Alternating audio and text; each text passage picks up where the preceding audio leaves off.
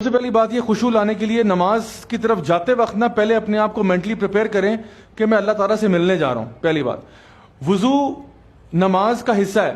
وضو ایسا نہیں ہے کہ کوئی عبادت نہیں ہے, بس یہ تو ویسے ہی اپنے آپ کو واش کرنا ہوتا ہے, پھر اصل عبادت وہ ہے. وضو بھی ایک عبادت ہے, اور پراپر طریقے کے ساتھ وضو کرنا یعنی اس کا اپنا اجر و ثواب ہے.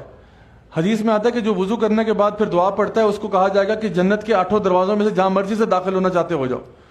تو الحمدللہ وضو بھی عبادت ہے, اور وضو کرنے سے آپ کے گناہ دھلتے ہیں, تو اس کو لائٹ نہیں لینا آپ نے. پھر جب آپ مصلی پہ کھڑے ہوتے ہیں تو امیجن کریں کہ اللہ تعالیٰ آپ کے سامنے ہے. نبی نے فرمایا یعنی کہ ایسا امیجن کرو کہ جیسے تم اللہ کو دیکھ سکتے ہو, اور اگر یہ نہیں سوچ سکتے تو کم از کم یہ تو سمجھ لو کہ اللہ تمہیں دیکھ رہا ہے. اور یہ بھی بعض علماء نے یہ بھی کہا کہ آپ امیجن کریں کہ اللہ جو ہے وہ آپ کے سامنے ہے, آپ کو دیکھ رہا ہے. امیجن کریں کہ نبی کریم صلی اللہ علیہ وسلم آپ کے پیچھے کھڑے ہیں اور آپ کی نماز کے ایکشنز کو جج کر رہے ہیں کہ کیسے نماز پڑھ رہے ہیں.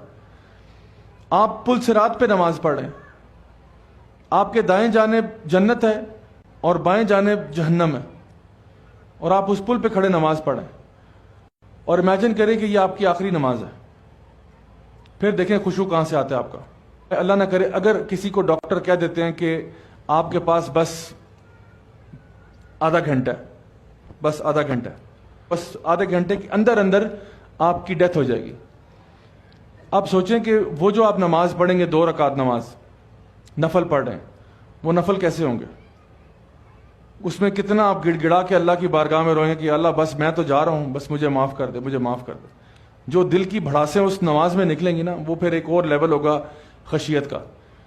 تو اللہ تعالیٰ فرما رہے ہیں کہ یہ جو مومنین ہے نا, ان کی نمازوں میں خشوع ہوتا ہے. مسئلہ ایک پتہ کیا ہے؟ مسئلہ یہ ہے کہ جب بھی کوئی چیز ہیبٹ بن جاتی ہے نا, تو ہم اس کے بارے میں کیئرلیس ہو جاتے ہیں, ہم اس کو سب کانشیسلی کرنا شروع کر دیتے ہیں.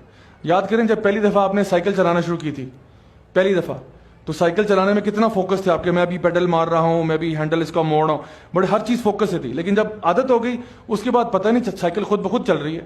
کبھی مارکیٹ جا رہے ہیں, کبھی یہ جا رہے ہیں, کبھی ڈبل روٹی لینے گئے ہوئے ہیں, کبھی دہی لینے گئے ہوئے ہیں. تو کوئی بھی چیز جو آپ بار بار کرتے ہیں نا, وہ ایک ہیبٹ سی بن جاتی ہے, اور ہیبٹ کے اندر سے نا اس کی ایسنس نکل جاتی ہے. تو ہم نے نماز کے ساتھ کبھی ایسا نہیں کرنا. نماز کے بارے میں ہر دفعہ نا اپنے آپ کو تھوڑا سا ری فارمیٹ کر کے جایا کریں کہ میں اللہ کی بارگاہ میں جا رہا ہوں, اللہ سے ملنے جا رہا ہوں, اللہ سے ملاقات کرنے جا رہا ہوں.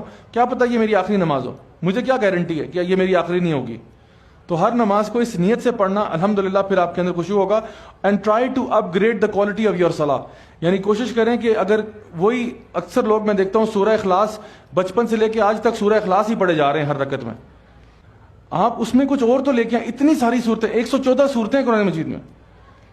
تو نماز کے اندر ورائٹی لے کے آئیں, نماز کے اندر دعائیں سیکھیں, رکوع کی دعائیں ہیں, سجدے کی دعائیں ہیں, سیکھیں, نماز کی کوالٹی کو امپروو کریں, تو خود بخود خشوع بھی اس میں پیدا ہو جائے گا.